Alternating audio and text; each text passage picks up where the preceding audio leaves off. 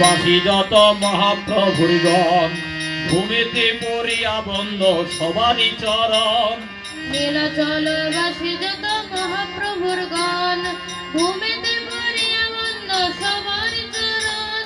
নবদ্বীপবাসী যত মহাপ্রভুর ভক্ত, সবারই চরণ বন্ধ হইয়ায় অনুরক্ত। নবদ্বীপবাসী যত মহাপ্রভুর ভক্ত, ভূমিতে সবার চরণ বন্ধ হইয়ায় অনুরক্ত। এক চক্রাবাসী যত নিতায় কিঙ্কর, সবারই চরণে বন্ধ জুড়ে দই কর। মহাপ্রভুর ভক্ত যত গৌর দেশে স্থিতি, সবার চরণে বন্ধ করিয়া প্রণতি। যে দেশে বসে গৌরাঙ্গের গণ, ঊর্ধ্ববাহু করে বন্ধ সবারই চরণ। তাহলে কোনো সাধুকে বাদ রইল কি? যে দেশে বসে ঊর্ধ্ববাহু করে বন্ধ সবারই চরণ। এইভাবে নিশি প্রভাত কালে উঠে আমরা বৈষ্ণব বন্দনা করবেন। করলে কি হবে না, আপনি নিশি প্রভাতকালে ভগবানের নাম কীর্তন করে যে কৃপা লাভ করবেন, তার থেকে অধিক অধিক কৃপা পাবেন ভগবানের ভক্তের কৃপা নাম কীর্তন করে। মহাপ্রভুর পারিষদ বর্গের মতো ভক্ত তো কেউ নেই। তাই আপনি ঘরে বসে, আপনি যেখানেই আছেন সেখানেই বসে আপনি ভগবানের কথা কীর্তন করবেন। নিশি প্রভাতে উঠবেন, যার যেমন সময় বাসি কাপড় পরিত্যাগ করবেন, করে আপনি কিন্তু আপনার ঘরেতে ভগবানের নাম করবেন। মা যশোদা গোপালের জন্য যখন নবনী তৈরি করতেন, প্রতিদিনই কিন্তু যশোদা মা তার বিছানা কাপড় সজ্জার কাপড়টি পরিত্যাগ করে এসে নবনী তৈরি করতেন। কেন? পাছে আমার গোপালের জন্য অমঙ্গল না। তো ভজন করব কেন? এখন প্রশ্নটা, আমি যে ভগবান নাম কিন্তু কেন করব? ধরুন আপনি একটা সুন্দর বাড়ি করেছেন, ইট দিয়ে বাড়িটা করলেন, তারপর কি করেন? বাড়িটা প্লাস্টার করেন। কেন করেন না? যদি প্লাস্টার না করি তাহলে কিন্তু শ্যাওলা পড়বে, বাড়ির মধ্যে ময়লা পড়বে, বাড়িটা কিন্তু লাস্টিং করবে। তারপরে রং করেন। তেমনি আমি যদি ভজন না করি, ভজন না করলে কি ক্ষতি হবে না? বিভিন্ন কামনা বাসনা আমাকে আশ্রয় করবে, লালসা আসবে, সেদিকে আমাকে নিয়ে চলে যাবে। আর যখন ভগবানের নাম আশ্রয় করবো, সাধু ব্যক্তি চরণাশ্রয় করবো, তাহলে কি হবে না? তারা তখন আমার কাছে আর আসতে পারবে না। যেমন আমরা যখন মারা যাই কি হয়? সব দেহ, মৃতদেহ, সেটা কে খায়? সেটা শিকার কুকুর, তাদের আহারের উপযোগী হয়তো শিকার কুকুরে, তাই না? কখন হয়? যখন ভগবান আমাদের দেহ ছেড়ে চলে যায়, তাই তো? তখন তো মৃতদেহ। ভগবান যখন এই দেহ ছেড়ে চলে যায়, তখন শিকাল কুকুরের এটা কিন্তু আহারের হয়, তারা ছিঁড়ে খায়।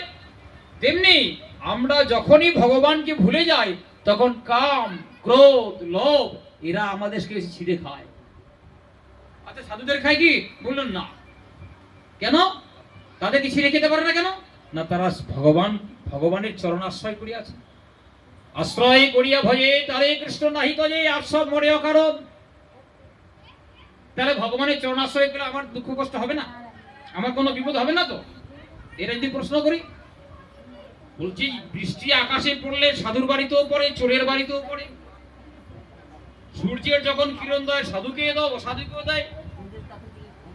কিন্তু যদি আমরা ছাতা মাথায় দিই, তাহলে বৃষ্টির জলটা কি হয়? রোদের তাপটা কি হয়? ছাতা আটকালেও দু চার ফোঁটা বৃষ্টি যেমন পড়ে, রোদের তাপ যেমন ততটা লাগে না, তদ্রূপ গুরু বৈষ্ণবের চরণ আশ্রয় করে যদি আমরা হরি ভজন করি, হরি নাম করি, তাহলে প্রারব্ধ কর্মটাও কিন্তু আমাদের অল্পের মধ্যেই চলে যায়। মহাপ্রভু যাচ্ছেন, সাধু সঙ্গে কি মহিমা দেখেন। মহাপ্রভু যাচ্ছেন কোথায়? পুরীধাম। যেদিকে দেখছেন কি এক রজক, সে কাপড় কাছে। রজক মানে ধোপা, তার সেটা জীবিকা। রজক কাপড় কাছে, কাপড় কাছতে কাছতে মহাপ্রভু সে দেখেনি, পিছন থেকে মহাপ্রভু যাচ্ছে, বলছে রজক একবার হরি বলো। মহাপ্রভু বলে গেছে যে যারে দেখো তারে কহ কৃষ্ণ উপদেশ, আপনি গুরু হইয়া তার ওই দেশ।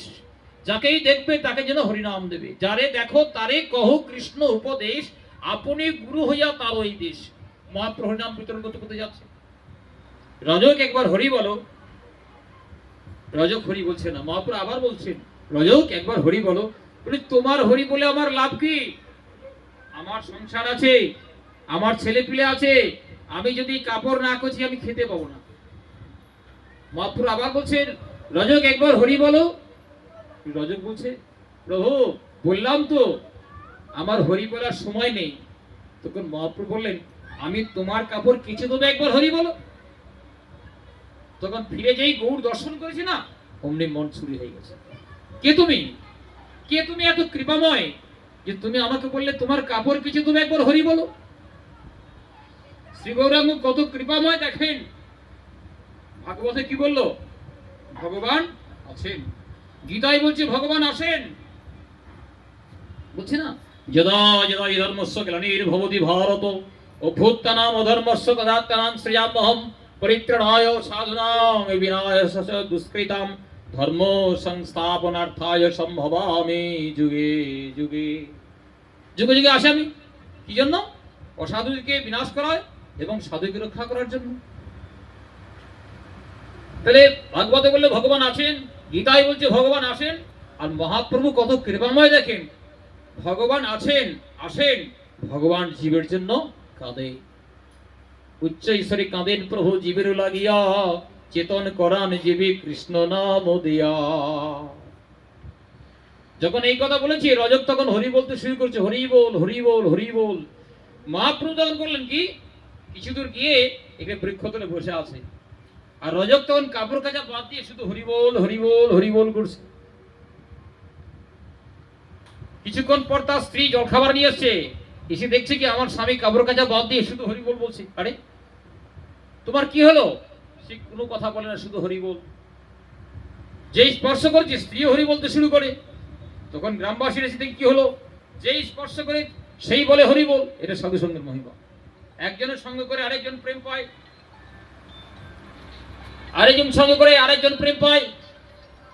এইভাবে সকলে প্রেম পেতে থাকে। প্রেম পেতে পেতে প্রত্যেকে যখন এইভাবে প্রেম পাচ্ছে, যে যার সঙ্গে সঙ্গ করলাম এক বৈষ্ণবের সঙ্গে সঙ্গ করে প্রেম পেলো, আরেকজন সঙ্গ করলে আরেকজন প্রেম পেলো।